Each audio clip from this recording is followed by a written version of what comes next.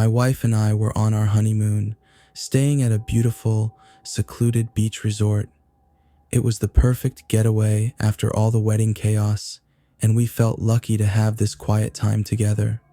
But that first night, while we were having dinner in the resort's open-air restaurant, I noticed a guy sitting alone at a table a few feet away. He was staring at us intently. He looked vaguely familiar, and my stomach sank as I realized why. I'd seen his face before, years ago in some old photos my wife had shared. He was her ex-boyfriend. They'd broken up badly, and I knew she hadn't spoken to him since. My wife hadn't noticed him, so I kept quiet, not wanting to ruin our night. But as we got up to leave, he made his move, casually bumping into us on the way out. The look he gave her was almost territorial, like he was still claiming her. My wife tensed up immediately, looking as shocked as I felt, and muttered a quick "hi" before we walked away. The whole time, he didn't say a word. He just smirked, watching us walk off as if he owned the place. That night, around 2 a.m., I woke up to the sound of faint knocking on our door. At first I thought I was dreaming, but then the knocks grew louder, sharper, more insistent. I got out of bed and went to the door, peeking through the peephole. It was him. He was leaning against the door frame, staring at it like he could see right through. I whispered to my wife, who was already awake and shaking, telling her not to make a sound. Then he spoke, his voice muffled through the door but unmistakable. "I know you're in there, Rachel. Why are you hiding from me?" I felt a surge of anger and fear at how he was saying her name, like we hadn't just left everything behind to start a life together. I called the front desk and told them there was a man outside our door harassing us, but they brushed it off, saying they couldn't send security up without proof. Meanwhile, he just kept knocking, taunting her, saying things like, "You're really going to do this to me? After everything?" After a few minutes, the knocking stopped. I thought maybe he'd left, but then the doorknob started to turn slowly, like he was trying to open it quietly.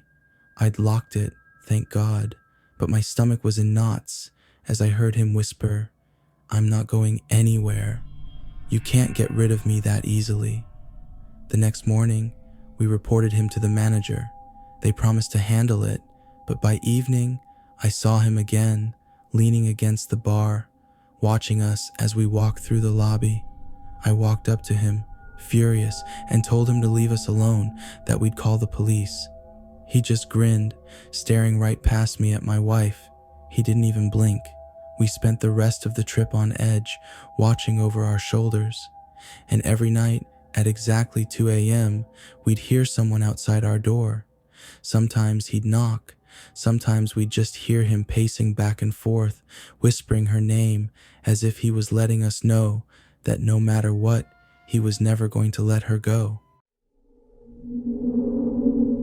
For our honeymoon, we splurged on a beautiful mountain resort, known for its scenery and private villas. The first few days were bliss, filled with hikes and long dinners under the stars.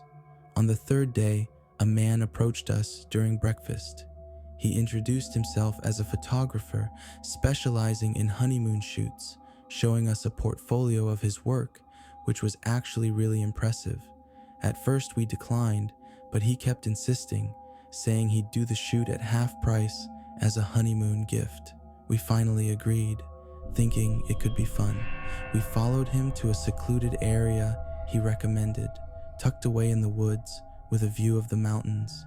The session started fine, but after about 15 minutes, he began asking us to do these weird poses, ones that felt oddly intimate, even for a honeymoon shoot. He'd position us close to each other, then step back and just stare for a few seconds without even taking any pictures. When we asked about it, he'd just smile and tell us to relax, that he was capturing the moment. Then he directed us into a small, overgrown path, saying it would make for a dreamy shot. My instincts were on edge by then, and I told him we were done and wanted to leave. That's when his smile vanished and his whole demeanor changed. He got quiet, his eyes almost glaring as he insisted we follow him a bit further for the perfect shot. When we tried to walk away, he suddenly stepped in front of us, blocking our way back to the main path. We didn't even say anything. I just took my wife's hand, pushed past him, and we ran. We looked back a few times, and he was just standing there, watching us with this twisted smirk on his face. Later, when we reported him to the resort, they said they had no one by his name and didn't work with any photographers. They had no idea who he was.